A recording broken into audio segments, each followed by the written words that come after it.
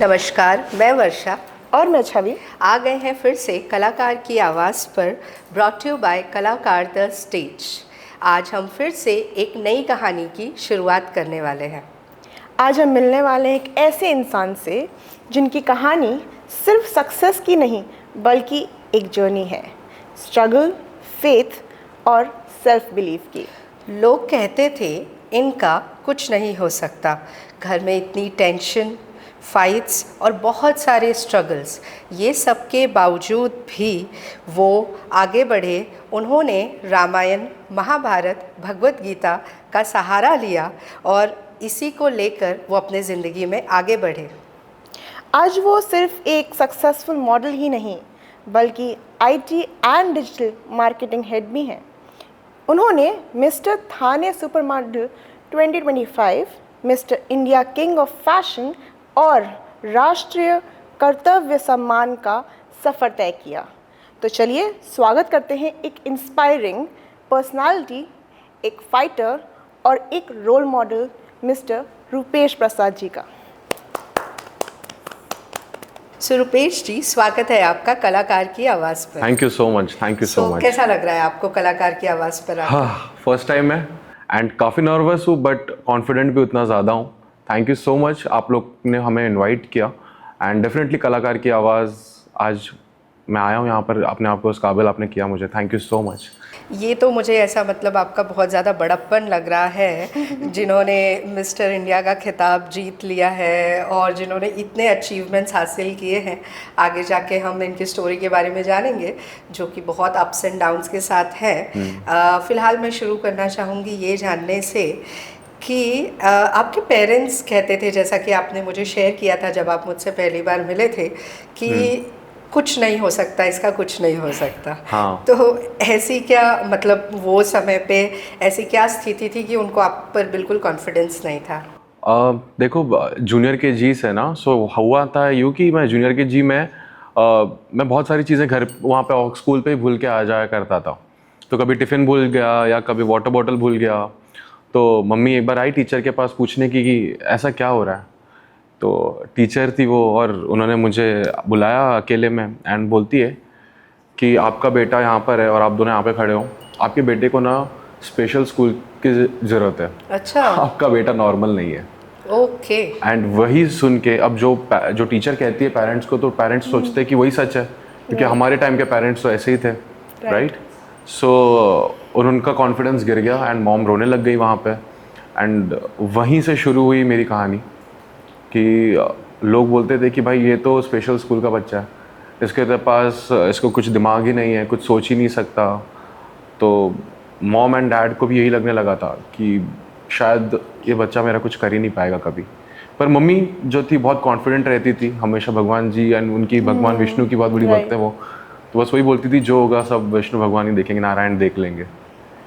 तो उनकी बात। यहाँ मुझे ये जानना है कि मतलब हाँ। स्कूल में ऐसा क्या होता था, मतलब आपको पढ़ने लिखने में कोई तकलीफ थी या आप बहुत ज़्यादा मस्ती करते थे? हाँ। जिससे कि ये स्पेशल बच्चे वाला कंसेप्ट आ गया, मतलब क्यों ऐसा?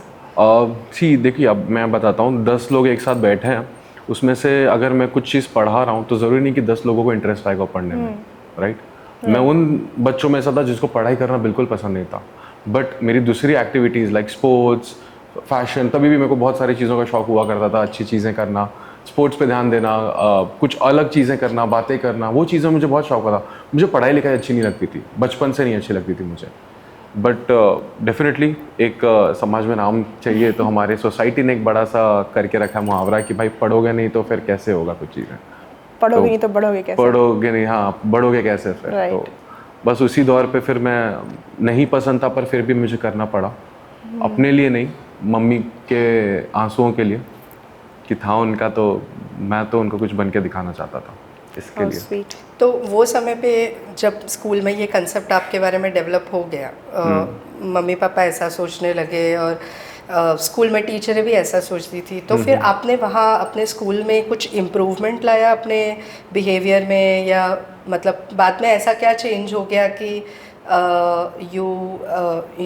you got motivated with that? Okay, so ऐसा कभी कुछ हुआ ही नहीं स्कूल में। स्कूल में तो मैं मार भी खाता था ओपन डे होता था तो मम्मी एक साइड बैठती थी, पापा एक साइड बैठते थे, मैं बीच में बैठता था एंड पन्ने बदलते थे। ओपन डे के टाइम जितने मार्क्स कम आते थे उतने थप्पड़े मिलती थी हमें। तो अच्छी नहीं रही मेरी स्कूल की कहानी। हालांकि सारे मैं मस्तीखोर नहीं था उतना। हाँ, जैसे जैसे टाइम बीतता गया, जैसे स्टैंडर्ड्स बढ़ते गए, 7th 8th स्टैंडर्ड, तो मस्तियाँ चालू हो गई। और बात रहा आपका सवाल का कि मैं कब से इम्प्रोवाइजेशन पे आया, तो इम्प्रोवाइज मेरा हुआ when I was like 10th standard में। एंड थोड़ा सा क्या होता है ना कि आपकी मैच्योरिटी बढ़ जाती है 10th स्टैंडर्ड में थोड़े बच्चों की। बस वहीं से पहली बार आया कि फ़ैशन शो में कौन आएगा, एंड मैंने हाथ उठा दिया कि भाई मुझे फ़ैशन शो करना है। लकीली मैं सेकंड प्राइज़ भी जीता फ़ैशन शो में वहाँ पे। सेंट जॉन स्कूल था मेरा, एंड स्कूल में मैं काफ़ी अच्छे से, एवरीबडी वाज क्लैपिंग एंड मैं इतना खुश हो गया कि अच्छा मैं सेकंड प्राइज़ भी जीत सकता हूँ। सो वहाँ से मेरी जर्नी चालू हो गई, मुझे लगा कि मैं कुछ कर सकता हूँ। फिर पढ़ाई करते करते फिर थोड़ा सा सीरियस लेने लगा इन चीज़ों पे कि यार कुछ करना है तो फिर यार पढ़ाई का सहारा देना पड़ेगा मुझे आगे बढ़ने के लिए। राइट। तो कोई पढ़ाई ऐसे टीचर थे जिन्होंने आपको मोटिवेट किया कि नहीं कोई बात नहीं है, ऐसी कोई बात नहीं है कि परेशानी, क्योंकि हमेशा मुझे ऐसा लगता है, because I am from that background, तो मुझे ऐसा लगता है कोई ना कोई एक एज अ रोल मॉडल बन के आता है जो किसी को विश्वास नहीं होता है, बट वो एक टीचर होती है जिनको हम पे विश्वास होता है और वो बोलते हैं कि नहीं ये पढ़ाई लिखाई नहीं तो चलो कुछ और है, आप डेफिनेटली टैलेंटेड हो, आप ये कर लोगे। ऐसा कोई फ्रेंड्स या कोई टीचर जो आपके रोल मॉडल रहे आपके स्कूल के? Yes, of course. जहाँ 10 टीचरें मुझे बुरा बोलती थी, वहाँ पे 2 टीचरें काफ़ी अच्छा बोलती थी मेरे बारे में। कि वो लोग तो ये बोलती थी कि रुपेश तो मेरा फेवरेट स्टूडेंट है। एंड बस आज भी मैं अगर उनको फेसबुक पे मैसेज कर दूँ एंड वो मेरे को मिल जाए या फिर ऐसा कुछ, तो वो रिस्पेक्ट आज भी मुझे बोलती हैं कि मैंने बोला था ना बेटा मेरा करके दिखाएगा कुछ, मतलब अपने बच्चे जैसे मुझे उन्होंने रखा था उस टाइम पे। मैं टीचर का नाम भी मुझे याद है अच्छे से, एक थी बैरल मैम एंड एक थी पिंकी मैम। तो वो दोनों अपना बच्चा बना के रखती थी मुझे हर एक चीज़ पे। एंड जब लास्ट डे था इनफैक्ट 10th स्टैंडर्ड होने के बाद, तो फिर जब उनका लेक्चर था तो शी सेड कि 1-2 ऐसे बच्चे हैं जिनको मैं कभी नहीं भूलूंगी, उसमें से पहला बच्चा मैं था उनके नज़र में, कि वो मुझे कभी नहीं भूलेंगी। एंड आज भी हम लोग कनेक्ट पे हैं। तो फिर मतलब सोचो उस टाइम पे मैंने 10th दिया था बहुत पहले, तो अभी भी आपका 10th स्टैंडर्ड कब तक, मतलब कौन से ईयर में? 2012 में। 2012 में? हाँ, 2012 में मैंने दिया था 10th स्टैंडर्ड अपना। एंड आज तक सारी टीचर मतलब मेजरली जो मेरे क्लोज थी वो आज भी मेरे क्लोज ही हैं। एंड जब भी कुछ होता है तो फिर वी डू टॉक कभी। तो डेफिनेटली अब तो वो आपको एज अ चीफ गेस्ट बुलाएंगे और आप एज अ मोटिवेशन एक स्टोरी शेयर कर सकते हैं कि हाँ ठीक है, मतलब पढ़ने लिखने में भी आगे होना चाहिए, पर ऑफ कोर्स ये सब भी not only that. In my engineering के टाइम पे भी ना मेरे को तो एक टीचर ने कहा था कि रुपेश तेरे डैड का बिजनेस है क्या? आई सेड क्यों मैम, तू पढ़ाई में अच्छा नहीं तो जॉब कौन देगा? एंड आज वही कॉलेज मुझे एज एन एलुमनाई बुला रहा है कि रुपेश अपनी मोटिवेशन के बारे में बताओ कि कैसे हो। एंड वही कॉलेज मुझे आज बोलता है कि रुपेश हमारे बच्चों के लिए जॉब है क्या हम आपके पास? तो उस लेवल पे हूँ मैं आज। लाइक इफ़ मैं कोई एक लेटर भी साइन कर दूँ मेरे नाम से कोई भी बच्चे के ऊपर कि ये डिजिटल मार्केटिंग और IT फील्ड में मेरे से सीखा है, तो ऐसा कोई कंपनी नहीं जिसको नहीं लेगी यहाँ पे with a very good package के साथ। तो इससे ये मालूम पड़ता है कि आपने काफ़ी कुछ किया है आगे जाके, मतलब आप इंजीनियरिंग में भी गए, डिजिटल मार्केटिंग में भी गए। Okay, that's really great. तो यस, तो ऐसे हुआ ही होता ना कि मैं सेकेंड ईयर में था एंड फिर मुझे पता चला कि यार कॉलेज की पढ़ाई इतना ज़्यादा वो नहीं हो रही है। एंड डेफिनेटली मैं एज अ क्या मुझे पढ़ाई करना बचपन से नहीं पसंद था, आज भी नहीं। अगर मुझे कोई बोले कि बुरा सपना क्या है तो चुड़ैल का नहीं, पढ़ाई का एग्ज़ाम देने का है। तो हुआ यूँ था कि मैं जाता था और इंटर्नशिप करता था, और जब इंटर्नशिप करते रहा और लोग पढ़ाई करते थे और मैं इंटर्नशिप करता था, मतलब मैं सीखता था कि क्या सिखान इंजीनियरिंग के बाद करते हैं वो इंजीनियरिंग के दौरान ही करता था मैं। तो लोग मुझे बोलते थे रुपेश हमारी वेबसाइट बनाओ, तो तब से मैंने वेबसाइट बनाना चालू किया लोगों का। तब लोग बोले अब तूने तो दुकान खड़ा कर दिया हमारा वेबसाइट का, डिजिटल मार्केटिंग कौन करेगा इसका? तो मैं सोचा कि यार इसके लिए किसी और को बोलने से अच्छा मैं ही सीख लेता हूँ। तो 2016 से मैंने डिजिटल मार्केटिंग के उसमें आया एंड तब से मैं website developer and digital marketing के उसमें स्पेशलाइजेशन किया। आज 9 साल हो गए मुझे वो चीज़ करते करते and now I know everything. मैं लेक्चर भी लेता हूँ अभी, तो मैं जो बच्चे जिनको जॉब नहीं मिल पाती है वो चीज़ है उनको काउंसलिंग भी करता हूँ मैं। जो स्ट्रेस में आते हैं, जिनको स्ट्रेस होता है, एंजाइटी होती है, कुछ भी होता है, तो मैं उनका मूड बस्टिंग करता हूँ। लाइक बस मुझसे बात करो और चीज़ें तुम ठीक होकर चली जाएगी। तो आप तो बहुत स्पेशल, टैग तो बिल्कुल सही था फिर तो आपके लिए, आप वाकई में बहुत स्पेशल निकले, very intellectually special. If we take that in that way. Very nice Yeah. story. तो आप सही बोलते थे, लोग स्कूल में आप स्पेशल तो हैं। एक्चुअली मैं भी यही कहता हूँ सारे टीचरों से कि और जो भी जन देखते हैं कि कोई भी आपको अगर डीमोटिवेट करता है, कोई बोलता है कि तुम ऐसे ही हो, तो बोलना मैं ऐसे ही हूँ, बिकॉज अगर मैं स्पेशल चाइल्ड हूँ तो मैं तो चाहता हूँ मेरे जैसा हर कोई स्पेशल चाइल्ड हो फिर। वाह, क्या बात है, तो सही वैसी में। चीज़ होना चाहिए। अब समझ में आ रहा है वो काउंसलिंग एक्सपेक्ट जो आपने बताया। तो आपने जैसे मेंशन किया अभी 2016 में आपने अपना शुरू किया कमबैक जैसा, आईटी डिजिटल में भी आपने करा, नई नई चीज़ें सीखी। तो क्या वो आपका पहला स्टेप था जो आपने सोचा कि मैं अब कुछ नया करता हूँ? अब ये चीज़ हो गई कि मुझे एक चीज़ में इंटरेस्ट आने लग गया और मैं उसमें खुश हो गया कि यार पढ़ाई नहीं तो कुछ और चीज़ में इंटरेस्ट आ रहा है मुझे। अब हुआ यूँ कि मैं इंजीनियरिंग के साथ साथ इंजीनियरिंग की चीज़ें करने लग गया। अब एग्ज़ाम आ गए और एग्ज़ाम में आपका बंदा जो है वो टॉप 5 में से एक था। 9.5 से मैंने क्लियर किया। वो लोग के मुंह पे सबको कालिक लगा दी मैंने, जिसने मेरे ऊपर उंगलियां उठाई थी कभी। जी। और मम्मी की बात भी सही हो गई कि सब विष्णु भगवान देख लेंगे। राइट। तो बस यही चीज़ है कि मैंने ये सोचा कि यार मुझे इसमें इंटरेस्ट आ रहा है तो क्यों ना इसमें मास्टर किया जाए। बस उसी चीज़ को पकड़ लिया मैंने अपने और उसी को अपना सब कुछ बना लिया और उसी ने आज मुझे आप लोग के सामने लाके खड़ा कर दिया। बहुत बढ़िया, आपकी स्टोरी सही में बहुत इंस्पिरेशनल है। और आपने मेंशन भी किया था आपने रामायण भगवत गीता जैसे पढ़ी है, आपने बहुत सीखा है इन सब से। तो वो आपका थॉट प्रोसेस उसमें कैसे चेंज हुआ? लाइक व्हाट वाज दैट सीख? यस, सो 2016 की ही बात है, again a very good time for my. उसी टाइम से मैंने स्टार्ट किया रामायण भगवत गीता ये सारी चीज़ें करने, और वो भी इसी चलते हुआ क्योंकि एक बार हुआ यूँ था कि मैथ्स के सर हमारे आए नहीं थे और मैं मैथ्स के सर का थोड़ा फेवरेट बंदा था क्योंकि मेरे को मैथ्स आती नहीं थी। तो वो मुझे अच्छा काफ़ी दोस्त मानते थे, आज भी मानते हैं। वो मेरे फ्रेंड ही हैं बेसिकली, वो थे इंजीनियरिंग के सर बट है मेरे फ्रेंड ही। तो वो आए नहीं थे और उनके बड़े भाई ने बोला रुपेश जब तक ये आए नहीं है तब तक तुम्हारे जूनियर्स को कुछ ऐसी बातें बता दो जाके, ऐसे ही कुछ ना कुछ बातें कर लो। मैंने बोला चलो ये भी ठीक है। अब मैं गया वहाँ पे और बात करना चालू कर दिया। जब बात कर रहा था मैं तो लोग ध्यान से सुन रहे थे वहाँ पे, बहुत मैथ्स के लिए सीखने आए थे बच्चे लोग। और हुआ यूँ कि जब सर आए पांडे सर, वो पीछे वाली सीट में बैठ गए और मैं देखा उनको नज़रें, तो वो उन्होंने मुझे बोला लेक्चर कंटिन्यू रख, बोलते रहे। और मैं बोले जा रहा हूँ तो उन्होंने उसके बाद मुझे बोला कि रुपेश इधर आओ, हम लोग ने काउंसलिंग का लेक्चर रखते हैं, आप ना काउंसलिंग लो। जितने भी लोग स्ट्रेस में हैं, एंजाइटी में, आपकी आवाज़ अच्छी है, मुझे हमेशा से तारीफ़ मिली कि मुझे मेरी आवाज़ को लेके, तो बोला तुम्हारी आवाज़ अच्छी है तो तुम्हें कोई सुनना चाहेगा हमेशा से, जो भी तुम कहोगे तो अच्छा लगेगा किसी को सुनने में, तो तुम ये क्यों नहीं ट्राई करते। मैंने बोला ठीक है, अच्छा एक काम करो, डील बता दो, कितना पैसे लोगे तुम, किसी को खुशियाँ ये वो चीज़ें प्रॉब्लम सॉल्व करने का कितना पैसे लोगे। मतलब हफ्ते का 20 रुपया हैं पर हेड, हफ्ते का 20 रुपया। तो बोलते रुपेश उसमें हमारा क्या खर्चा निकलेगा और तुम्हारा क्या खर्चा निकलेगा। मैंने बोला सर मुझे मेरा खर्चा नहीं चाहिए, ये जो एसी जल रही ना आपकी लाइट्स का, बस वो मैं आपको दे रहा हूँ कि मैं 2 घंटे कुछ भी बात करूँगा उनसे तो आप अपना लाइट का खर्चा अपना निकाल लेना। खुशियाँ बांटना, बेचना नहीं चाहता, मैं बांटना चाहता हूँ। तो कोई अपना प्रॉब्लम मेरे पास ले आएगा, डेफिनेटली मैं अपना समझ के उसको सॉल्व करूँगा, उसके लिए मैं किसी से कुछ चार्ज नहीं करूँगा, बिकॉज मेरा ब्रेड एंड बटर मेरी इंजीनियरिंग है जहाँ से मुझे पैसे आ रहे हैं। मेरे को ये करने को अच्छा लगता है खुद से, तो मैं इसके लिए कोई चार्ज नहीं लूँगा, तो बांटूंगा खुशियाँ मैं। तब जाके मैंने ये ग्रंथ महाभारत रामायण सारी चीज़ें पढ़ी। कृष्ण भगवान ने बोला है कि जो चीज़ जैसा बोगे वैसा फल देगा भगवान, यही तो है गीता का ज्ञान। क्या बात, राइट। तो बस उसी चीज़ को फॉलो करते गया मैं, एंड बेस्ट ऑफ बेस्ट मैं अपना देते रहा।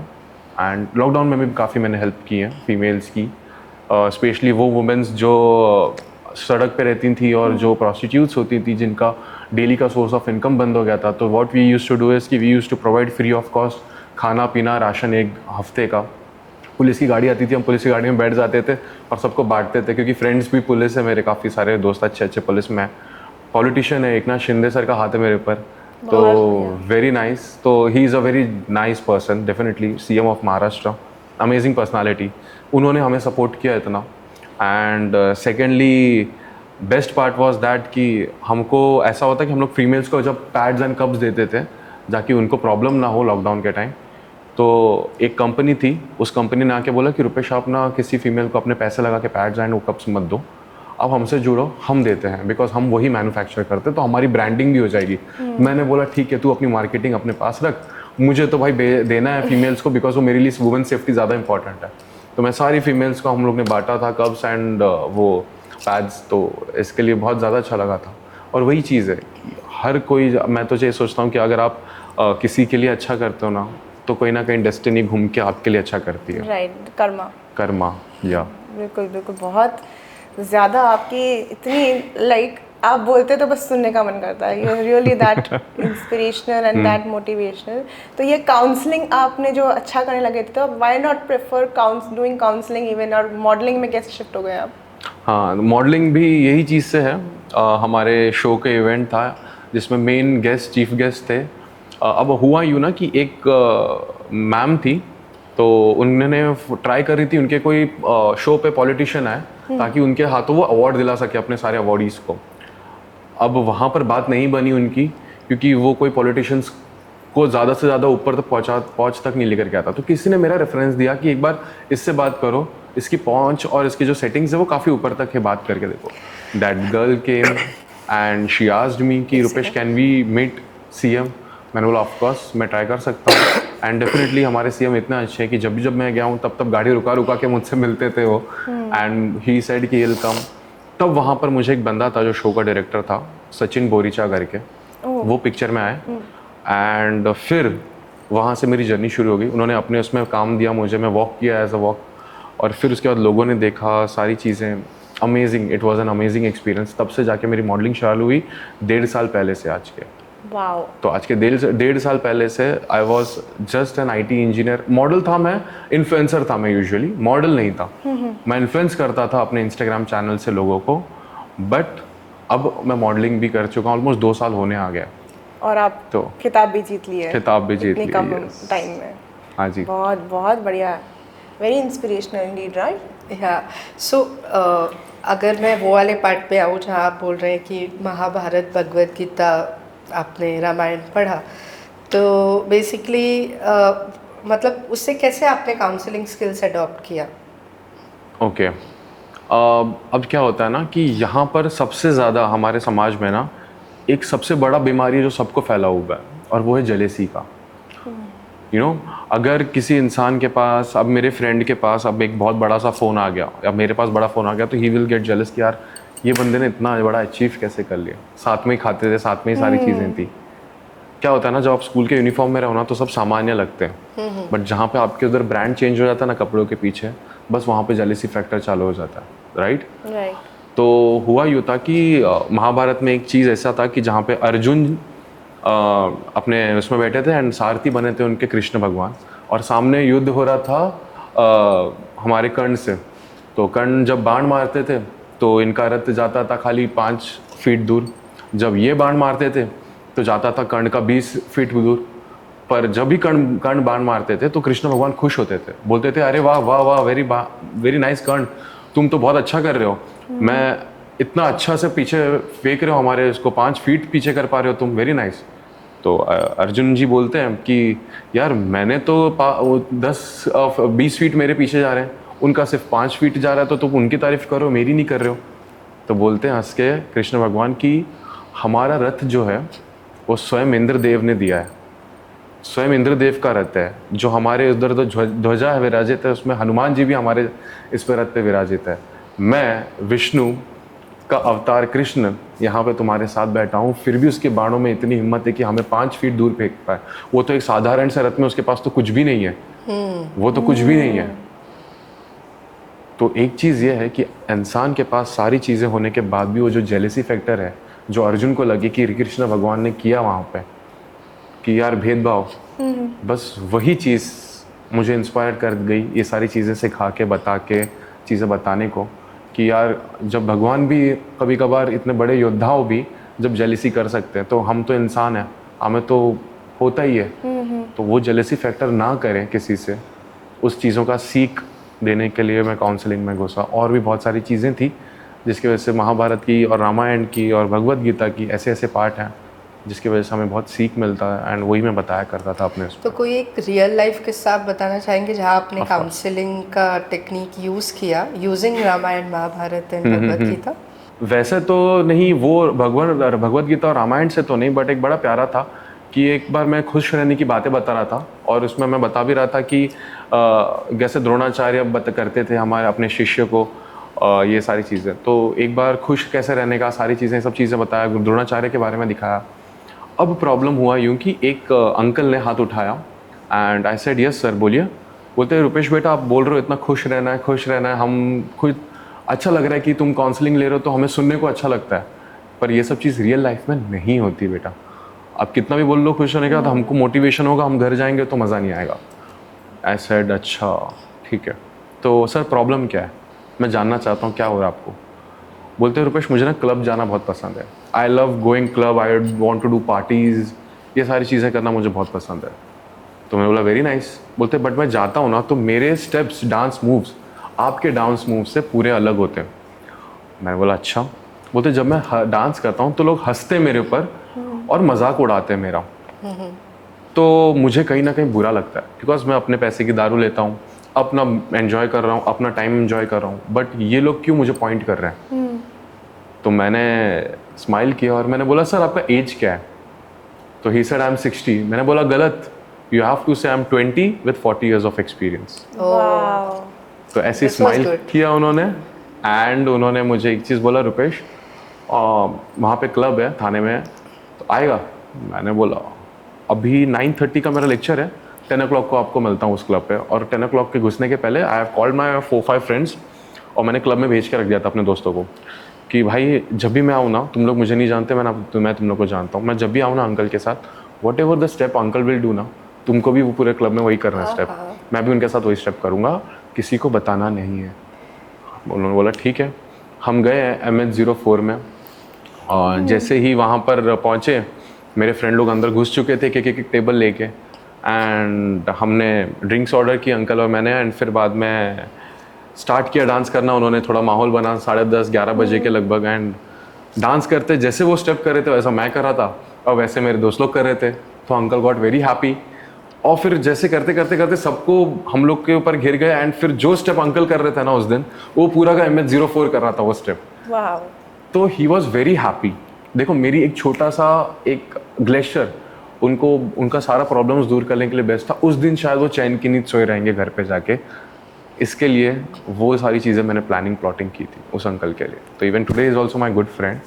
तो कभी मैं बुलाता हूँ तो ही इज़ लाइक कि चल रुपेश वापस जाते हैं क्लब पे। हर बार तो नहीं कर सकता ऐसा।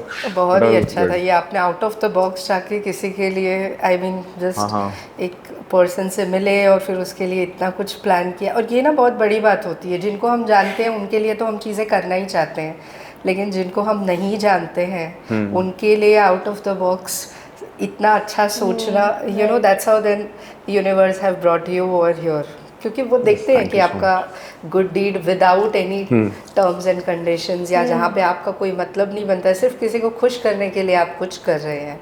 और ये जो मतलब आपकी सोच थी, तो फिर मुझे वो वाला एग्जाम्पल याद आता है कि जैसे ग्लास है तो वो आधा भरा हुआ है, तो हम क्या देखते हैं, वो आधा खाली है या वो आधा भरा हुआ है। सो that make us understand कि whether we think positive or negative. Correct. Right? So बहुत ही सुंदर एग्जाम्पल था, बहुत अच्छा लगा मुझे। Very sweet gesture indeed. Thank you so much. तो मुझे ऐसे अच्छा लगता है लोगों को खुश करना, जो भी मेरे साथ आते हैं उनसे बातें करना। और यार लाइफ क्या है, अभी जैसे कि हमारा मिस्टर इंडिया की बात कर लूँ तो हमें 3 दिन एक बंगलो में रहना था। We were not suppose to in fact use the phone as well. वहाँ पे एक प्रॉपर बिग बॉस जैसा घर था, हमें फ़ोन भी ज़्यादा यूज़ करने का नहीं था, बिकॉज क्या था वहाँ पे जजेस थे, 2-3 जजेस हमारे साथ रहते थे, सोते थे, खाना खाते थे, सारी चीज़ें, and they used to observe us. वो मुझे बाद में पता चला, मुझे लगा सब कंटेस्टेंट है। मैं पानी भर रहा था तो लोग ने बोला कि एक बंदा आके बोलता है पानी क्या कर रहे हो रुपेश। मैं बोला कि फ्रिज में पानी नहीं है, सबको किसी को अगर रात को नींद में उठ के या फिर पानी पीने की ज़रूरत पड़े तो हमारे पास पानी नहीं है, तो मैं उससे टैंक से भर रहा हूँ, बॉटलें भर रहा हूँ, ताकि मैं फ्रिज में रख सकूँ कि ताकि लोग पी सकें। तो वेरी नाइस रुपेश, इसके लिए एक्स्ट्रा मार्क डिजर्व करते हो। मतलब एक्स्ट्रा मार्क मतलब बोलते कुछ नहीं, बाद में बताऊंगा। हमको बताया नहीं गया था जजेस है कौन। फिर उसके 2 दिन बाद में हमको पता चला अच्छा ये जजेस है हमारे, जो हमारे साथ रह रहे हैं। हमें तो लगा था कंटेस्टेंट है। तो नीलेशी क्रिएशन था, जिसने होप्स मिस्टर इंडिया ऑर्गेनाइज किया था। Amazing personality. वहाँ पे मैंने अपने इतने सारे लोग के साथ रहा मैं, जो मेरे काफ़ी अच्छे क्लोज बन गए, and they all my brothers. तो मुझे एक एक चीज़ याद है, स्पेशली जो रवि भैया हैं, उन्होंने तो इतना अच्छा एग्जाम्पल सेट किया। मतलब इंसान दिल के इतने अच्छे, बोलते हैं ना जब आपका नींव इतना अच्छा हो तो उसका पेड़ काफ़ी अच्छा होता है, स्ट्रांग होता है। बस हमारी नींव जो थे रवि भैया, रवि सिंह, उन्होंने बहुत अच्छे से उन चीज़ों को मैनेज किया। हर एक जन को पहले ही बोल दिया स्टार्टिंग में कि तुम सब मेरे लिए मिस्टर इंडिया हो, सब मेरे मिस्टर इंडिया हो। तो हम उसी में खुश हो गए थे। तो it's a very big thing. जब आप इंसान अच्छे हो ना तो आपको लोग अच्छे ही मिलते हैं। मैंने कहा, और जो गलत हो इंसान, अगर आपको गलत इरादा से आता है तो कभी ना कभी वो वायनिश हो जाता है आपके पास। Yes, वो आपको हटाने की खुद भी ज़रूरत नहीं होती, वो देख रहा है कोई ना कोई आपको के सामने। वही होता है ना, like energy attracts like energy. तो आप पॉजिटिव रहोगे तो पॉजिटिव ही लोग आपकी तरफ अट्रैक्ट होते हैं। करेक्ट। नहीं, पर एक्चुअली आपको बताऊँ एक चीज़, पॉजिटिव हो तो नेगेटिव ज़्यादा अट्रैक्ट होता है, because north and south pole ही अट्रैक्ट होते मैं हैं। ये बोलने वाली थी अभी। पॉजिटिव रिपेल होती है, हाँ, राइट? हाँ। तो इसमें ये चीज़ होता है कि अगर आपके ऊपर होता है ये चीज़ कि आपको कैसे लेना है अपने लाइफ में उस इंसान को, right? Because it's not about positiveness, it's about vibe. कि अगर मैं आपके साथ सेम वाइब मैच कर पा रहा हूँ, इनके साथ सेम वाइब मैच कर पा रहा हूँ, तो फिर हम लोग का बॉन्डिंग, हमारा फ्रेंडशिप रिलेशन बहुत अच्छा होगा। पर यदि क्या होगा ना कि उस वाइब के बीच में मेरे पास जेलसी हो गई आपके लिए ना, तो कहीं ना कहीं मैं हमारे रिश्ते को ख़राब करूँगा मैं, और आगे चल के वही होता है। तो it's not about positiveness, it's all about the vibe, how the personality is, कि कैसे कौन इंसान क्या है। आप बहुत सही बोल रहे हैं। ये जो जेलेसी का कॉन्सेप्ट है, ये तो मतलब फैमिली में बहुत क्लोजली दिख जाता है, फ्रेंड्स में दिख जाता है। जहाँ कहीं दिखे कि थोड़ा सा कोई इंसान जो सामने वाले की क्वालिटी बहुत ज़्यादा अच्छी है, और फिर वो वही इंसान उसी चीज़ में उससे ज़्यादा आगे जा रहा है, तो वो कहीं ना कहीं थोड़ा बहुत वो दिख ही जाता है। हालांकि उस पर काम किया जा सकता है। अगर जो सोचेगा कि नहीं अच्छा ये तो नेचुरल है, ये फीलिंग मुझे आ रहा है, अभी इमोशन आ रहा है, लेकिन ठीक है, let me just absorb it, तो फिर वो नेक्स्ट टाइम फिर वो यूज्ड टू होते जाएंगे। आई थिंक दैट्स हाउ उस पे काम किया जा सकता है। करेक्ट। अब क्या होता था ना, एक मेरा फ्रेंड था जो पढ़ाई में बहुत अच्छा था, इंजीनियरिंग में, एंड मस्ती करता था बहुत। तो मेरे साथ ही था, हम मस्ती करते थे। वो हमेशा अच्छे मार्क्स लाता था सारी चीज़ें। और जब मेरा वो उसने नाम देखा कि टॉप 5 में मेरा नाम है, उसका नाम नहीं है, जहाँ पे हमेशा उसका नाम होता था, मुझे तो कोई फ़र्क नहीं पड़ता था, बिकॉज मुझे पता है मेरा फ्रेंड का नाम रहेगा। ठीक है, मेरा नाम तो था ही नहीं कभी भी, पर जब मेरा नाम आया तो मुझे तो खुशी मिल गई। पर उस बंदे को उस दिन तकलीफ हुआ कि यार मेरा नाम नहीं है, ठीक है, पर रुपेश का नाम कैसे आ गया? रुपेश तो इस पिक्चर में कभी था ही नहीं, यहाँ पर रुपेश ने कैसे कर दिया? तो कहीं ना कहीं अपने कितने भी आपके जिगरी रहें, दोस्त रहें, वो जेलेसी फैक्टर आ जाता है। नॉट ओनली फ्रेंड्स यार, हस्बैंड वाइफ में भी आ जाते हैं, रिलेशनशिप में भी आ जाते, कोई भी रिलेशन में आ जाती है चीज़ें, बिकॉज हम इंसान बने ही हैं ऐसे गए, और हमें बिगाड़ने वाली एक ही दुनिया है, वो है इंस्टाग्राम। ये ह्यूमन नेचर है। मुझे वो मूवी याद आ गई, उसमें वो बोलते हैं जब वो आमिर खान फर्स्ट आता है 3 इडियट्स में, हाँ। तो मुझे वही दोस्त, याद है। हाँ, दोस्त फेल होते हैं तो थोड़ा बुरा लगता है, लेकिन फर्स्ट आते हैं तो और बहुत ज़्यादा बुरा लगता है। I know. तो वो बस थोड़ा सा ह्यूमर ऐड करने के लिए मैंने बता दिया कि ये ह्यूमन नेचर है। बट जैसे कि उस मूवी में भी दिखाया है कि बाद में वो अच्छे क्वालिटीज़ को देखते हैं। वो इंसान पे भी मेरे हिसाब से डिपेंड करता है कि ठीक है, आप थोड़ी देर के लिए नेगेटिव हुए, आपको कुछ फील हुआ, वो एक अलग बात है। अब आगे आपको उस चीज़ का क्या करना है, वेदर आपको वो जेलेसी लेके कैरी करना है, उसी के साथ आगे बढ़ना है, तब तो आपका रिलेशनशिप ब्रेक हो जाएगा, और मतलब जो आप उस इंसान से सीख सकते हो वो भी नहीं सीख पाओगे। या फिर वो सब चीज़ छोड़ के कुछ अच्छा सोचना है, फ्रेंड से बात कर लेनी है, समझ जाना है कि मुझे भी आपके जैसा बनना है, कुछ अच्छा क्वालिटी सीख लेना है। तो मुझे ऐसा लगता है वो बात का स्टेज ज़्यादा इम्पोर्टेंट है। बात का स्टेट इम्पोर्टेंट है, एंड इम्पोर्टेंट ये है कि एक पर्सनालिटी आपकी ऐसी होनी चाहिए कि नेवर गिव अप वाली। अगर ये है कि आप किसी से आप जेलस हो रहे हो, उससे बेटर आप किसी से जेलस होने से अच्छा है कि मैं खुद क्यों ना ट्राई करूँ। अगर रुपेश कर सकता है तो मैं भी कर सकता हूँ, या आप भी कर सकते हो, आप भी कर सकते हो। अपना बेस्ट ऑफ बेस्ट दो। आज मैं मिस्टर इंडिया बन गया हूँ, जो बंदा स्पेशल चाइल्ड बोला जाता था, तो अगर रुपेश प्रसाद ऐसा कर सकता है तो यार हर कोई कर सकता है ना। सिर्फ मेहनत करो, खुद के ऊपर कॉन्फिडेंस दो, और कुछ नहीं चाहिए। मुझे वही लगता है कि खुद पे काम करना चाहिए कभी। हाँ। दूसरों में कमी निकालने से कमी निकालने से अच्छा है खुद पे काम करो। इनफैक्ट मैं अपने लिए तो वही स्ट्रैटेजी फॉलो करती हूँ कि मुझे ऐसा लगता है कि अच्छा ये पर्टिकुलर चीज़ हो रही है तो ठीक है, इस पे मुझे खुद को काम करना चाहिए मेरे ऊपर। करेक्ट। सी लाइफ में ना आपको दो इंसान मिलेंगे सबसे ज़्यादा, बहुत सारे एग्जांपल्स होंगे वैसे तो, फिलहाल मेरे लिए दो एग्जांपल है। एक वो जो इंसानों के बारे में बात करते हैं और एक वो जो आइडियाज़ के बारे में बात करते हैं। हाँ, राइट। आपको चूज़ करना है कि आपको गॉसिपिंग करनी है, इंसानों के बारे में बात करनी है, या गॉसिपिंग करके या कुछ क्रिएटिव करना है, आपको कुछ अच्छी बातें करनी है। राइट। बिकॉज अभी हम साथ में बैठे हैं यहाँ पे, हम किसी के बारे में नहीं बात कर रहे हैं, हम आइडियाज़ के बारे में बात कर रहे हैं, हम बता रहे हैं कि लाइफ के बारे में हुआ क्या, एक्सपीरियंस शेयर कर रहे हैं। हालांकि इसमें भी मज़ा आता है, बट उससे ज़्यादा पता नहीं लोग दूसरों की बातें करके खुद जेलसी फील करवा के, एंड जिसी के बारे में अच्छा कर बोल रहे हैं उसी के बारे में बुरा भी बोलते हैं पीछे। सो दिस इज़ अंदर से ही आपको चेंज कर देना चाहिए, because this won't be giving you a good and एक पर्सनालिटी अच्छा नहीं देगा आपको। अगर डेफिनेटली हमें टाइम अलाउ करेगा तो I am a storyteller as well, तो मैं एक प्यारी छोटी सी स्टोरी भी आपको आगे बता दूंगा मैं। जी जी ज़रूर, हम सुनना चाहेंगे। बिल्कुल। जी जी जी। अच्छा, तो अभी बता दूं मैं? हाँ बता दीजिए। चलो, तो होता यूँ है ना कि राजा के दरबार में ना एक बड़ा सा जौहरी आता है, और वो जौहरी दो हीरे ले आता है। बोलता है कि राजा, ये है डायमंड ए, ये है डायमंड बी। अब डायमंड ए और डायमंड बी में से आपको फ़र्क बताना है कि इसमें से रियल डायमंड कौन सा है। अगर आप बता देते हो तो जो आप मुँह मांगी रकम दो बोलोगे या जो भी चीज़ बोलोगे वो मैं आपके दरबार के लिए करूँगा। यदि आप हार जाते हो तो मुझे आप हर दिन इस असली हीरे जितनी आप कीमत दोगे मुझे हर दिन आना चाहिए। अब राजा हैं वो ना कर नहीं सकते, उन्होंने खुशी खुशी बोल दिया कि हाँ चल लो, मैं करने को तैयार हूँ। अब वो डायमंड ए और बी अपने साथ में रखें, और शर्तें ये हैं कि आप कोई मशीन से टेस्ट नहीं कर सकते हो, सिर्फ आप पकड़ सकते हो, हाथ में देख सकते हो, और आप ले जा सकते हो, लोकेशन टू लोकेशन चेंज कर सकते हो, और वो भी खाली किंगडम के अंदर ही। तो सब जन आए, उनके पास जो बड़े बड़े मंत्री वगैरह होते हैं, जो दिमाग वाले होते हैं, विद्वान, सारे लोग आए। किसी ने बता ही नहीं पाया, क्योंकि उसका तराशना, बनाना, हर एक चीज़ है सिमिलर थी कि कोई देखकर या कोई हाथ लगा के बता ही नहीं सकता था कि असली हीरा कौन सा, नकली हीरा कौन सा है। एक बंदा आया ऐसे ही मैले कपड़े पहने, थोड़ा सा गरीब, और वो आके बोला कि मुझे करना है ये चैलेंज।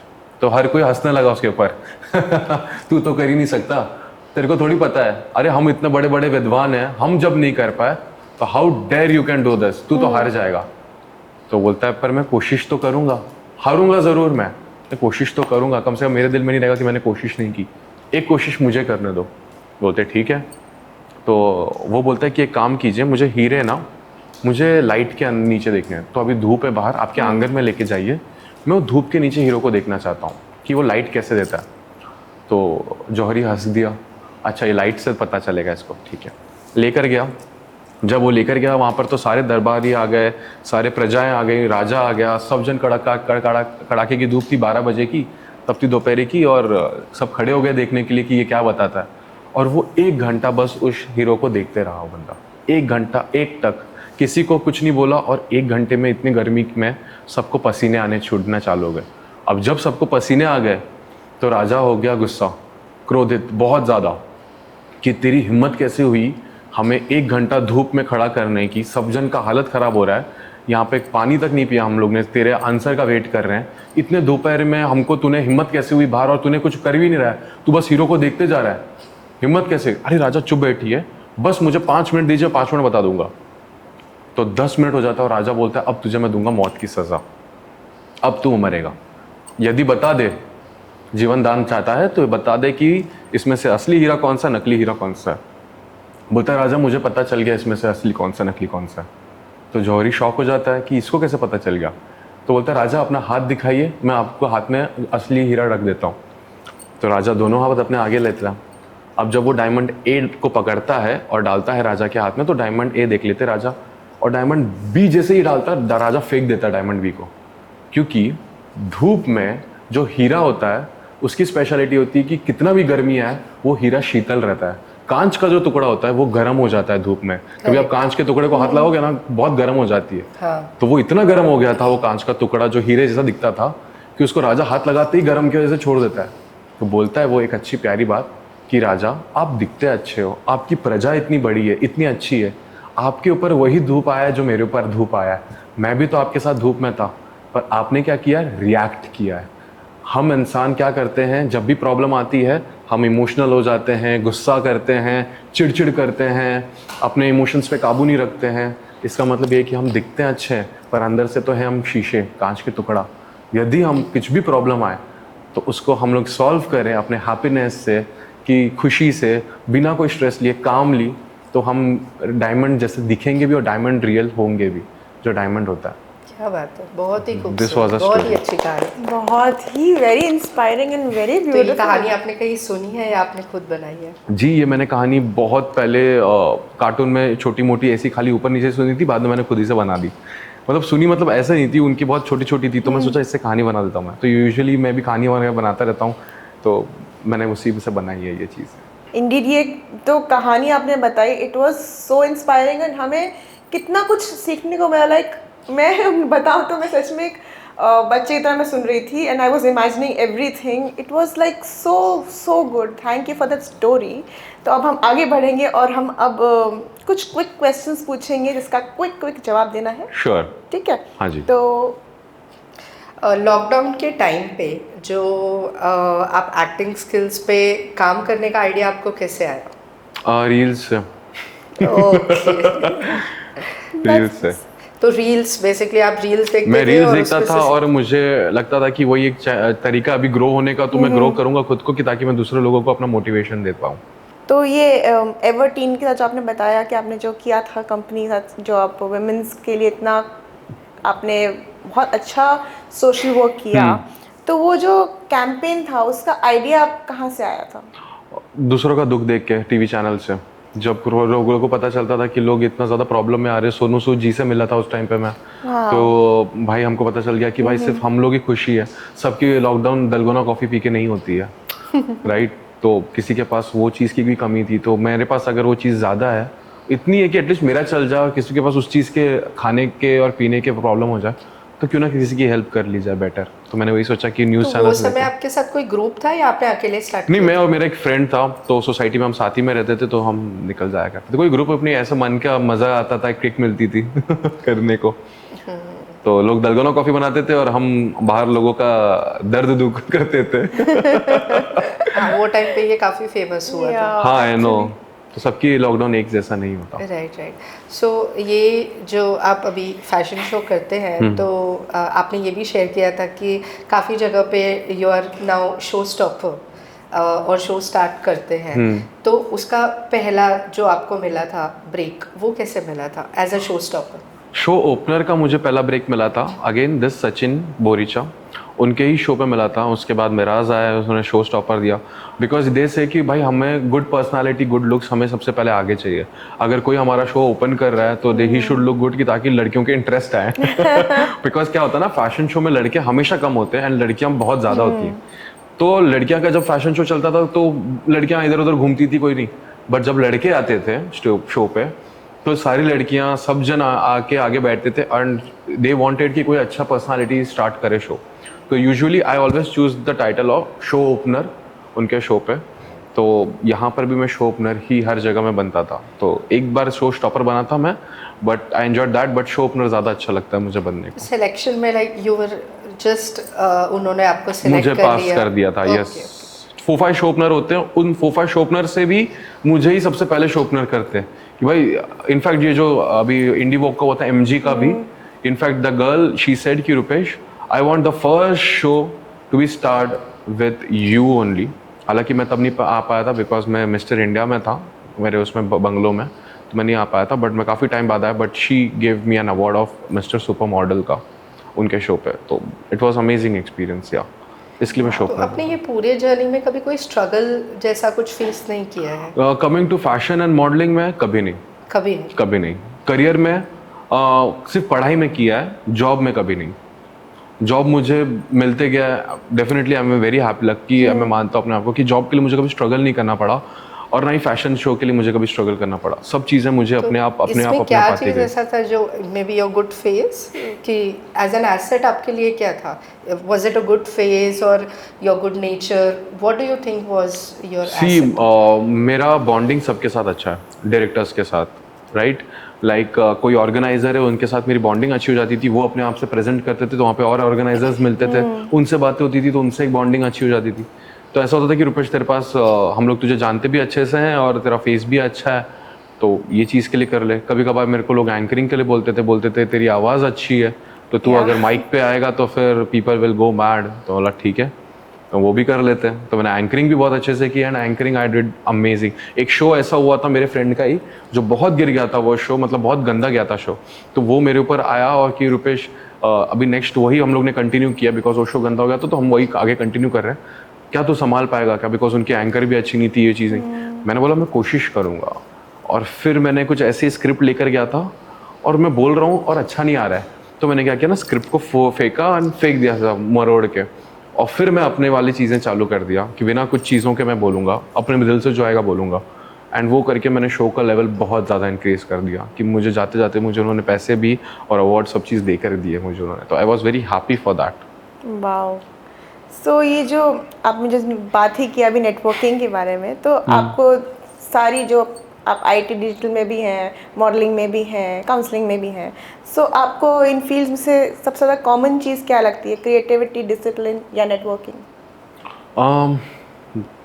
नेटवर्किंग।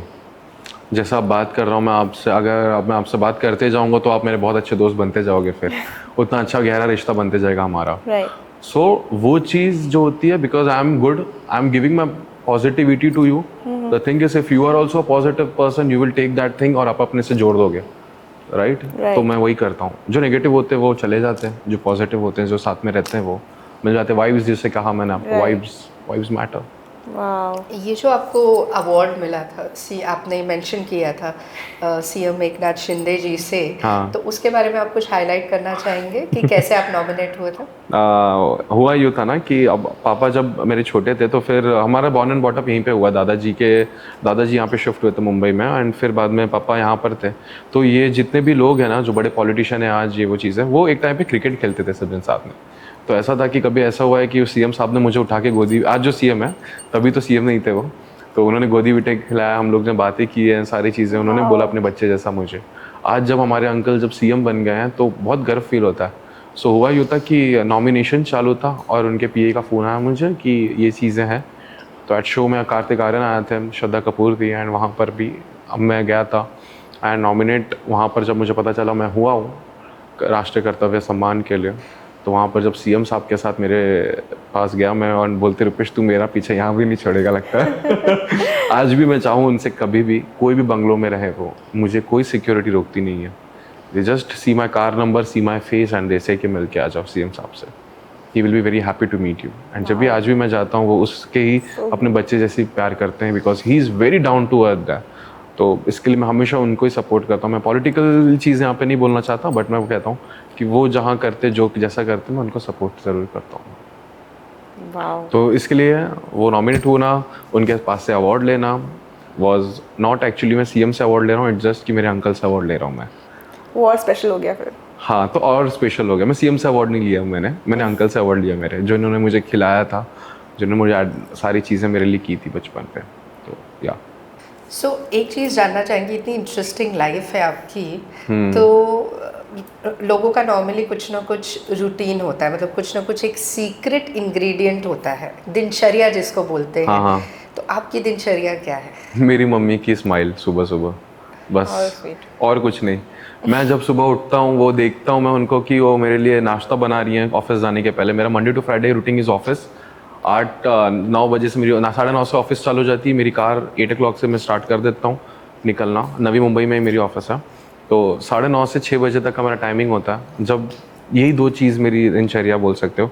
मैं जब जा रहा हूँ घर से मैं उनका स्माइल, और जब मैं आ रहा हूँ उनको वो मेरे को देखने की खुशी, बस उनकी आंखों में वो चीज़ दिख जाता है, मेरा पूरा मूड, मेरा दिन सब अच्छा हो जाता है। मेरी सुबह का मतलब बोलते हैं ना, एक सहारा वो है, और मेरे घर के आने का, मेरी थकावट का पूरा हटाने का जरिया सिर्फ उनकी आंखें की स्माइल है मुझे, बस।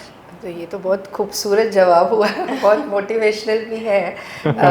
जो बहुत सारे आर्टिस्ट होते हैं जिनको घर से दूर रहना पड़ता है, in that matter you are very lucky कि मम्मी साथ में है, फैमिली का भी सपोर्ट है। जैसे वैसी शुरुआत नहीं हुई थी, बट हालांकि अब सब कुछ अच्छा है आपके लाइफ में। बट हम पर्सनली आपका रूटीन जानना चाहेंगे, क्योंकि आप इतनी सारी चीज़ें करते हो, जैसे कि अभी मॉडलिंग में भी आप टाइम दे रहे हो, तो ये सब चीज़ का प्रैक्टिस कब करते हैं? सो होता ही है ना कि मैं जब ऑफिस से घर पे आ जाता हूँ तो मेरे पास टाइम होता है 7 o'clock को मैं घर पे आ जाता हूँ। I am not a guy who goes ज़्यादा क्लब में। मैं यूजुअली वो बंदा हूँ जो आप लाइव म्यूज़िक जहाँ पे हो रहा है, I take you to the live music, साथ में बैठेंगे, हम खाएंगे पिएंगे और वहीं से आ जाएंगे। क्लब में ये होता है कि हम बातें नहीं कर पाते हैं किसी से, और मुझे बातें करना और मुझे बातें सुनना ज़्यादा पसंद है, और क्लब में ये चीज़ें नहीं होती हैं। क्लब में तो मतलब मज़ा नहीं आएगा। तो फिर यूजुअली क्या करना चाहिए ना आपको, सुबह से मेरा मंडे टू फ्राइडे ऑफिस में का काम, एंड उसके बाद मैं अपना लाइफ स्टार्ट करता हूँ, चाहे प्रैक्टिस हो एक्टिंग का, अपने ऊपर खुद का ध्यान देना हो, सुबह 5 बजे जिम जाना हो, तो ये सारी चीज़ें मैं करता हूँ।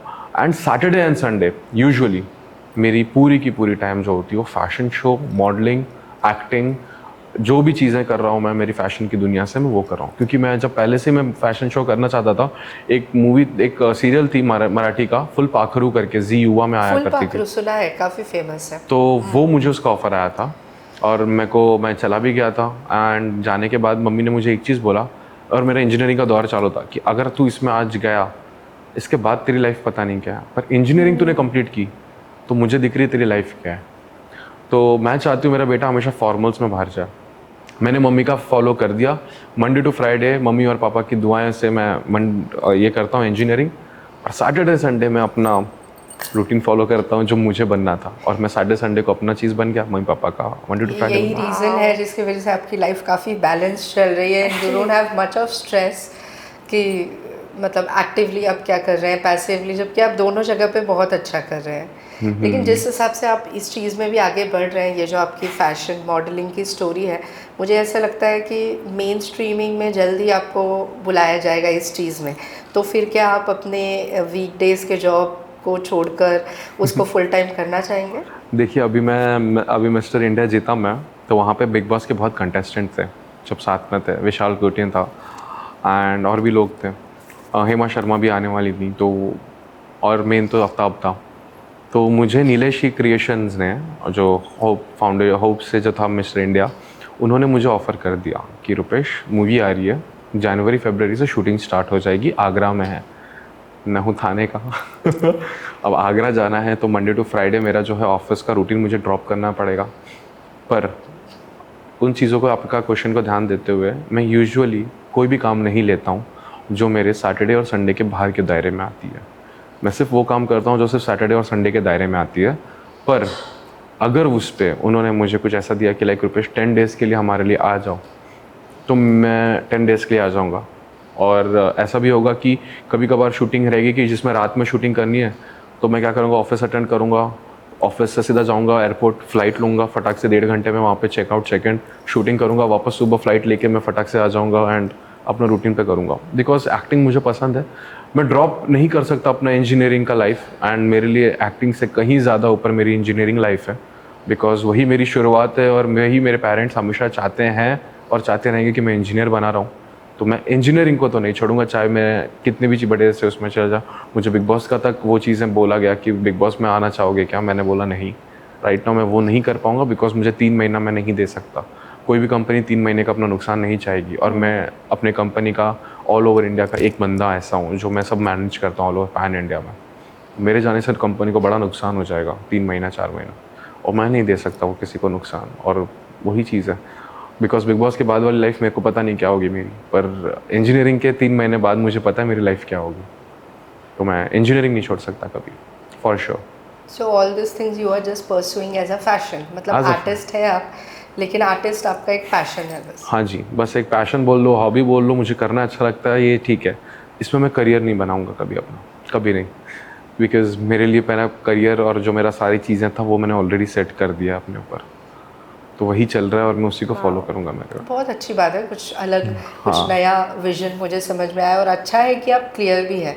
बहुत बार ऐसा होता है कि लोग काफ़ी कंफ्यूज हो जाते हैं कि ठीक है हम एक्टिवली तो ये कर रहे हैं, पैसिवली ये कर रहे हैं, चीज़ें मिक्स हो जाती है, बैलेंस नहीं हो पाता है. But since you have a clarity, so that is why I think you are really doing well in both the things. हाँ जी, मैंने बहुत सारी चीज़ें कभी कभार ऐसा भी आ जाता है जहाँ पे फ्राइडे मुझे देना पड़ता है, तो मैं एक दिन की छुट्टी ले लेता हूँ, विच इज़ फेयर इनफ. पर वो भी होता है once in a blue moon, 3 महीने 4 महीने में एक बार मुझे फ्राइडे छुट्टी लेनी पड़ जाती है. तो आई फील गुड, ठीक है फ्राइडे तो मैं फ्राइडे छुट्टी लेता हूँ, मैं थर्सडे भी छुट्टी ले लूँ तो भी कोई इशू नहीं है.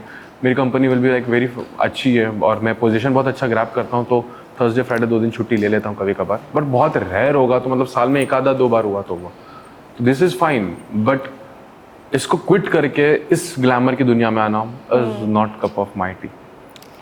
बहुत ही मतलब इंटरेस्टिंग और बहुत ही सही बात आपने बोली. मतलब इट मेक सेंस. आपकी सेट है एक दुनिया, तो आप पैशन और अपना काम दोनों बैलेंस कर रहे हैं, तो इट्स वेल एंड गुड ना. तो जैसे आपने मेंशन किया आपकी मॉम की smile and family is like very important, तो आप उनको टाइम कब दे पाते हैं, कैसे दे पाते हैं, वो उनको एक्सप्रेस कैसे करते हैं? सो बहुत अच्छा सवाल पूछा आपने. ये जितना भी मैं कर लूँ, जो भी मैं कर लूँ, संडे उनका है.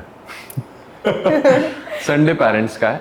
और मैं अगर संडे वैसे बहुत बार हो सकता है जहाँ पे मेरी शूटिंग होती है, मेरी ये चीज़ होती है, वो चीज़, पर मैं घर पे भी कितने बजे भी आऊँ, ये होता है कि मैं उनको ड्राइव पे ज़रूर लेके जाता हूँ. मम्मी पापा, मेरी बहन, छोटी बहन को, हम चारों ड्राइव पे जाते हैं. कहीं ना कहीं ऐसे बैठ लिया, चाय पी ली कुल्हड़ वाली, या कुछ भी चीज़ें ऐसे खा पी लिया उन्होंने. मैं तो चाय नहीं पीता हूँ, तो वो चाय कॉफ़ी जो भी पीते हैं वो पी लिए, खा लिए, और फिर घुमा फिरा के एक मूड फ्रेश करके आ जाता हूँ. पर संडे मिस नहीं होना चाहिए मेरे से. संडे उनका है. तो मैं कितना भी कर लूँ, कोई भी काम आ जाए, कुछ भी चीज़ें आ जाए, संडे मैं उनको ज़रूर देता हूँ उनका अपना. बहुत क्या बात है. मतलब मैं वही सोच रही थी कि संडे, तो अभी आपने कहा कि आप शूट में बिजी होते हो, तो फिर आपने बता दिया कि वो ड्राइव पे जाने वाला रूटीन फिक्स है आपका. मम्मी को बैंड स्टैंड, कभी मरीन ड्राइव, ये सब चीज़ पसंद है. तो पापा को थोड़ा पसंद नहीं काफ़ी ज़्यादा दूर जाने को, ट्रैफिक पड़ जाएगी. मैं बोलता हूँ चुपचाप बैठो, मेरे को चलाना है गाड़ी. तो वो बैठते हैं एंड हम चारों जाके ऐसी बैंड स्टैंड वगैरह में कभी जाके, कभी गोला खा लिया, कभी भुट्टे खा लिए हमने. तो वो लाइफ ज़्यादा एंजॉय करने में अच्छा लगता है, क्योंकि कहीं ना कहीं आप कितना भी ऊपर हो जाओ कि ज़मीन पैर में ही, यहाँ पर ही है ना, ज़मीन पे ही आपके पैर होने चाहिए. तो वो ज़्यादा अच्छा लगता है. मुझे बड़े 5 स्टार होटल का खाना नहीं, मुझे लुक्कड़ का खाना ज़्यादा भाता है. तो दैट इज़ नाइस चीज़ जो करता हूँ. थोड़ी मुझे ऐसा लग रहा है कि लाइफ में थोड़ा चेंज तब आएगा जब कोई और भी आपके लाइफ में थोड़ा एंटर करे, एक और फैमिली मेम्बर. देखिए वो चीज़ के लिए ऐसा है ना, राइट नाउ हम जहाँ पे रहते हैं अभी, तो मेरे रूम में ना वॉशरूम नहीं है पर्सनल, मॉम डैड के उसमें है, राइट. तो ऐसा होता ना कि यार खुद की वाइफ जब आए या ऐसा कुछ आए, कोई स्पेशल इंसान, तो यार पर्सनल एक वॉशरूम होना चाहिए, स्पेस होना चाहिए. सो मैंने रिसेंटली 3 BHK लिया है मैंने थाने में. तो मेरी बहन भी है उसमें, तो वहाँ पर ही मेरी बहन का एक रूम, मेरा एक रूम, मॉम डैड का एक रूम, जिसमें मॉम डैड के और मेरे रूम में पर्सनल वॉशरूम्स है. वो अभी हमें पोजीशन मिल जाएगा जल्दी, लगभग 8-7 महीने में. आप लोग को मैं बुलाऊंगा, प्लीज़ आ जाना ज़रा, ठीक है, उद्घाटन के दिन. आप तो ज़रूर आ जाना, अगर तो बाजू में रहता है, आप भी आना प्लीज़. तो कहने का मतलब ये है कि वहाँ पर जब आएगा वो चीज़, तभी उसके बाद वो प्रोसेस चालू होंगी आना जाने का. राइट नाउ तो ऐसा मुझे लगता है कभी कभार प्यार और ये सब चीज़ें डिस्ट्रैक्शन ना बन जाए कभी मेरी लाइफ में, बिकॉज मैं इतनी चीज़ों में इन्वॉल्व हूँ कि मुझे शायद किसी को अभी टाइम देने के लिए जगह मेरे पास रह गई है. तो मैं खुद के लिए, मैं किसी और की लाइफ ख़राब नहीं करना चाहता. तो ऐसे ही जस्ट कैजुअली आप लव मैरिज करेंगे या अरेंज मैरिज करेंगे? देखो मैं एक चीज़ बोलूँगा, इसका स्माइल देके आंसर, 36 आएंगी 36 जाएंगी, मेरी वाली मम्मी लाएगी. Very good, that was very nice. तो यही सवाल है, क्योंकि जो है वो वही खेले, वही चीज़ें देखें कि मम्मी देखें मेरी कि क्या कैसे क्या करना है, क्या नहीं करना है. तो मम्मा मतलब इतना सक्सेसफुल होने के बाद एक मम्माज बॉय वाला. मम्माज बॉय, हाँ. मैं इसी के लिए, क्योंकि ना यार वो मेरी मोटिवेशन रही है. बिकॉज हर कोई, पूरी दुनिया मेरे पर जब उंगली उठाती थी, पेरेंट्स उंगली उठाते थे, मेरे पापा झगड़ा करते थे मम्मी से कि मेरे को लेके. जब हर कोई दुनिया उंगली उठाती थी, वहाँ पे मेरी मम्मी मेरे पर उंगली नहीं उठाती थी, वहाँ पे वो मेरे लिए आंसू बहाती थी. तो जब वो मेरे लिए आंसू बहाई हैं, तो फिर मुझे तो करना चाहिए ना कुछ. तो मैं तो जितना कुछ करूँ उनके लिए, कि मुझे लगता है कम है, पर मैं जितना हो सकता है मेरे से, कभी कुछ भी मेरे को ऑफिस में भी कुछ ऐसी खाना पीना या चॉकलेट भी मिल जाता है एक, तो मैं हमेशा से घर पे लेकर आके उनको देता हूँ, बिकॉज उनको डेयरी मिल्क और ये सारी चीज़ें बहुत पसंद होती है. कभी मैं खुद से भी ले आता हूँ कि मम्मा ये लो, ये वो चीज़ें, कुछ भी मैं लेकर आता हूँ. उनको पता है कि मेरा बेटा गया तो कुछ ना कुछ तो ले आएगा मेरे लिए, तो कुछ ना कुछ लाता हूँ और बिठाता हूँ अपने साथ, खिलाता हूँ उनको. तो बहुत बढ़िया। अगर मेरी मम्मी को देखोगे तो ऐसा लगेगा नहीं मेरी मम्मी, ऐसा लगेगा मेरी बड़ी बहन है वो। तो she had maintain her so nicely कि आप देख के बोलोगे कि इसके लिए आपका बेटा ऐसा है। ऐसा है। ओके। हाँ जी। तो अभी मैं आपकी लाइफ इतनी इंस्पायरिंग रही है, मतलब इतना लोग सीख सकते हैं आपसे, तो एक उन लोगों के लिए आप क्या कहना चाहेंगे जिनकी लाइफ में भी स्ट्रगल चल रही है या उनको लगता है कि हमसे ना हो पाएगा ये, तो उनको आप क्या कहना चाहेंगे? उनको कहने से कुछ नहीं। अब चीज़ें ये है कि मैं सिर्फ उनको एक चीज़ बता सकता हूँ, कहूँगा तो फिर वो लोग सुनेंगे और फिर इग्नोर कर देंगे कि कुछ लोग अडेप्ट कर लेंगे, बट वो जब तक आग रहेगी तब तक अडेप्ट करके रखेंगे। फिर एक बार आग बुझ गई तो कौन क्या पता नहीं। मैं सिर्फ एक चीज़ बताना चाहूँगा कि अगर हम लोग फेलियर्स को अगर हम लोग इकट्ठा करें ना एक जगह पे, तो सक्सेस वालों लोग और फेलियर में से ना फेलियर की आबादी बहुत ज़्यादा है। द रीज़न इज़ बिकॉज उन्होंने वापस कोशिश ही नहीं की कभी। अगर आप रेगिस्तान में हो, अगर आपको प्यास लगा है, तो अगर आप पानी की खोज करते रहोगे तो आपको कभी ना कभी पानी मिल जाएगा। यदि आपने सोच दिया कि रेगिस्तान में मुझे पानी मिलेगा ही नहीं, तो आप वहीं पे हार गए। तो दो चीज़ है, दिमाग को आप वैसा ट्रेन करके रखो कि भाई चाहे जो हो जाए मुझे पानी के पास पहुंचना है, रेगिस्तान में भले ही हूँ मैं, मुझे पानी के पास पहुंचना है। तो कभी ना कभी आपको पानी का रास्ता दिख जाएगा। पर अगर आपने गिव अप कर दिया तो बस वहीं पे फंस जाओगे। उम्मीद बरकरार रखनी चाहिए। नेवर गिव अप, या उम्मीद बरकरार रखनी चाहिए। यस ऑफ कोर्स, हिम्मत नहीं आना चाहिए, हौसला बढ़ाओ। कलाकार की आवाज़, कलाकार द स्टेज भी अपनी उम्मीद बरकरार रखते हुए ये जानना चाहेगा कि आपका कोई मैसेज है हमारे लिए? आपके लिए डेफिनेटली, आपने इतना अच्छा इंस्पायरिंग स्टेज सबको दिया है कि आपके शो पे बड़े बड़े लोग आते हैं, इतना अच्छे आप क्वेश्चंस पूछते हो, आप दोनों हो इतने अच्छे। तो definitely I know, I can say that कि कलाकार की आवाज़ एक दिन इतना और अच्छा ब्रांड बनेगा कि यहाँ पर लोग आने के लिए, बड़े लोग आपको फ़ोन करेंगे कि भाई हमें बुला लो यार कलाकार की आवाज़ में। जैसे अभी कपिल शर्मा में हो रहा है, the peoples go for promotion वहाँ पर। तो एक दिन ऐसे ही आएगा और बाद में आप लोग मुझे वापस बुलाना कभी, कि हम याद करेंगे कि यार हम भी ऐसे हम बैठे थे और हमने ऐसे ही सोचा था। बिकॉज मेरी दी हुई दुआ कभी खाली नहीं जाती है, बिकॉज न जाने मेरे ऊपर कि न जाने कितनों की दुआएं। तो मैं जब किसी को दुआ देता हूँ तो वो हमेशा अच्छी जाती है। भगवान करे आपका इतना ज़्यादा नाम हो कलाकार की आवाज़ में, आप दोनों का, कि सारी बुलंदियाँ आप लोग छुओ। Thank So you. my Thank you blessings so for much. you guys. Thank you so much. Really means a lot to us. Rupesh ji, आपकी कहानी एक बहुत मोटिवेशन, इंस्पायरिंग और रिमाइंडर है सबके लिए कि जब तक इंसान को खुद पे भरोसा है ना, उससे दुनिया की कोई ताकत नहीं रोक सकती। From break down to break through, this is the power of consistency, self belief and hard work. True example हैं आप। Thank you. आप जैसे लोग जब हमारे पॉडकास्ट में आते हैं तो हमारे जो दूसरे कलाकार हैं, जो दूसरे ऑडियंस है, उनको बहुत कुछ सीखने को मिलता है। तो मेरा विश्वास है ये कि जैसे कि आप अभी भी लोगों को मदद करते हुए, अपने विजन में क्लियर रहते हुए आगे बढ़ रहे हैं लाइफ में, और अपने परिवार की खुशी, अपनी मम्मा की स्माइल जो आपने बताया, जो आपको ताकत देती है, उसी तरह आप और आगे बढ़ते रहें और लोगों को, और भी लोगों को आप आगे बढ़ाते रहें। क्योंकि जहाँ तक मुझे समझ में आया आपकी स्टोरी से, तो आप तो आगे बढ़ ही रहे हैं, लेकिन रास्ते में आपको जो जो लोग मिलते जा रहे हैं, आप उनको भी अपने साथ आगे बढ़ा रहे हैं। So thank you so much for joining us at कलाकार की आवाज़। आपकी आवाज़ सब तक पहुँचे, ये स्टोरी सबको अच्छा लगे, तो जल्दी जल्दी हमारा चैनल सब्सक्राइब कर दीजिए, कमेंट कीजिए स्टोरी पे कि कैसी लगी आपको स्टोरी। एंड हम मिलते हैं नई कहानी एक नए आवाज़ के साथ, कलाकार की आवाज़ पर, ब्रॉट यू बाय कलाकार द स्टेज। तब तक के लिए खुश रहें। आप सबको हमारा नमस्ते।